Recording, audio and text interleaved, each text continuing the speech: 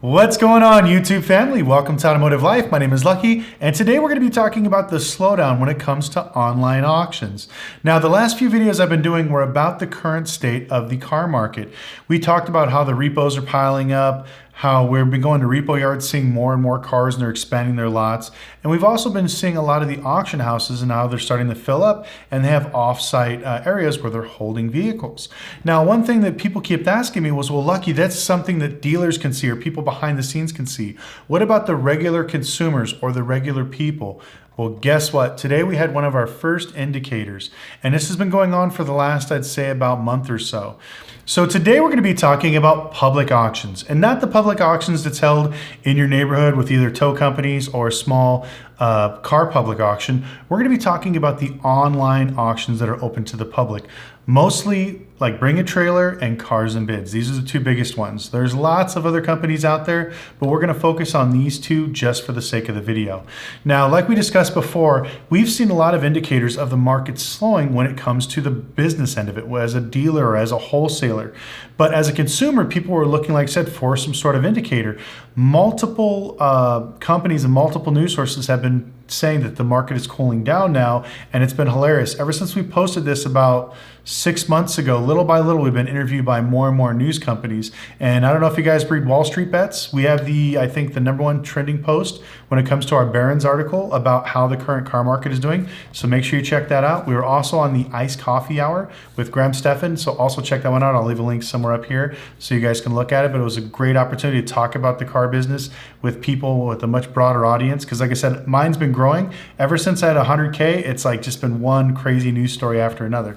But anyways, the reason why I want to talk about this is because, like I said, at the public auctions, it's starting to mimic the dealer auctions. We had a lot of these things called no sales, where cars are being put up, dealers want way too much money, they don't sell, so they roll them back again next week. And they don't sell, they add another one. They keep basically rolling over and over and over again.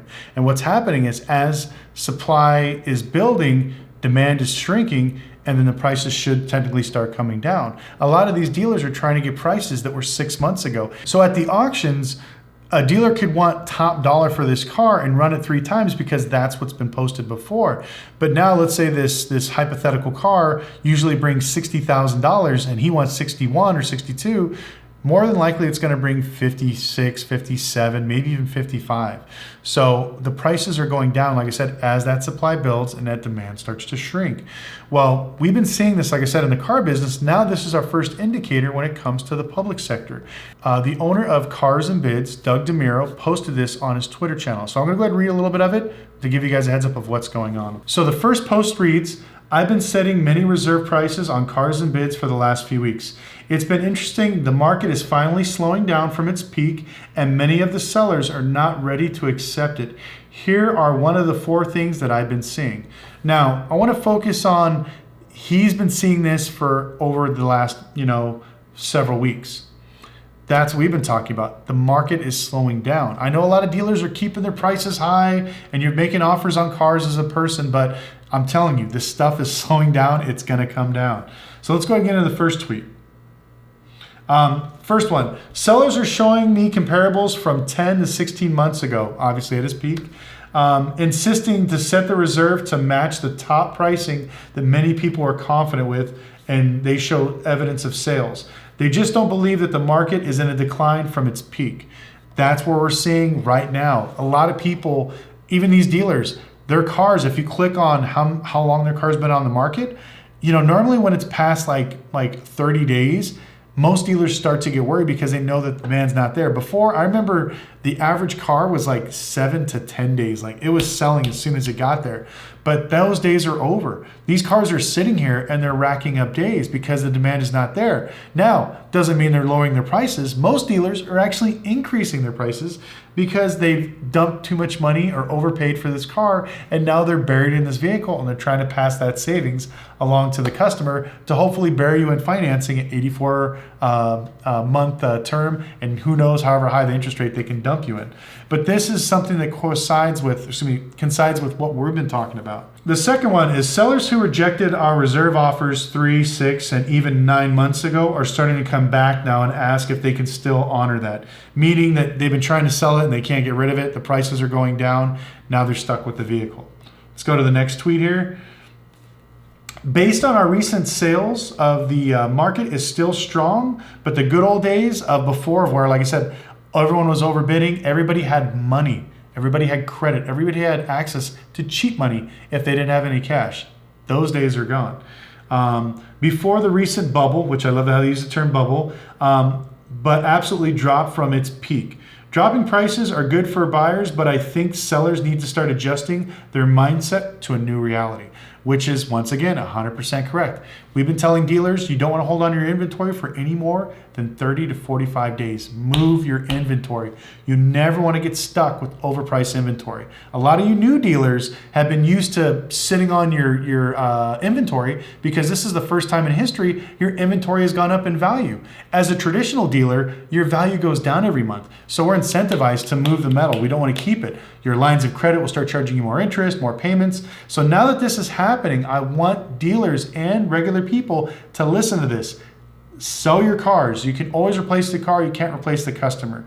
You could sell your car for a loss, go to the auction, buy another car for a few bucks cheaper, turn around, sell it, make a few bucks, keep the money moving. Do not get stagnant. Do not sit, because what's going to happen is this market is slowly going down. If it hits another hiccup where it drops maybe 10, 15%, now if you drop 10, 50% across your lot and you have 100 cars and you're upside down maybe $3,000 to $5,000 per car, that's a big hit. But if you move this metal, you will not be stuck with that overpriced inventory. So let's go here to his last tweet. By the way, as a side of dropping prices, it seems especially affected with the gas guzzler models, like the big SUVs, Land Cruisers, Jeeps, modded out stuff. No real surprise given the gas prices. A worth mention is your 100 series probably isn't worth as much as what it was back in August 2021.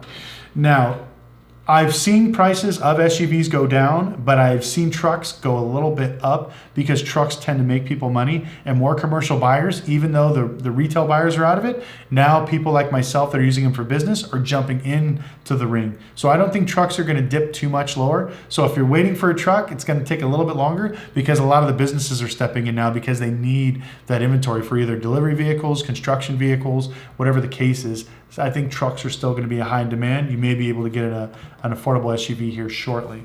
But what I take from this is, when Doug actually has to take the time and write out a tweet to let people know that their cars are too overpriced, the good old days are gone, you need to be more conservative, you need to reel back your dreams and prices, and this is what we're seeing. Now, I want to talk to you guys about something very important. There are two values to every vehicle. You have the actual book value, and then you have the perceived value. And I love explaining the difference to this because people always get mad. So if you come to me with a 2020 Toyota Camry, I can look at the book and say, hey, this car is worth X amount of dollars, like it's worth $30,000. The book lets me know exactly what it is and what the banks will lend on it. So that's how we come to this actual number. If you have a 2006 Audi A4 Avant wagon that's a 6-speed manual, the Kelley Blue Book may only be $5,000, $6,000, but your perceived value may be $25,000 because you saw one go on Bring a Trailer for that much more money. Those days are gone. A lot of the perceived values that we've been talking about are disappearing. Those people that had all this excess money that spent all this stuff is gone. Trust me, I don't know if you guys watched my channel before, but I'll put a link right here. I sold my smart car, which was lifted, which had provenance because it was on a Netflix TV show, had all these cool pictures. I mean, it was an amazing car. I honestly thought I would get $10,000. That's what I was hoping for. So I'm like, okay, I'm gonna get 10 grand and that's it. It sold for $23,000. And even after I sold it, I still had people calling me saying, can they buy it? Did the person not pick it up? I'll pay $25,000, I'll pay $26,000. My smart car was absolutely not worth it. Now, I think it's a beautiful car and it's worth whatever the perceived value is. The gentleman that bought it loved it.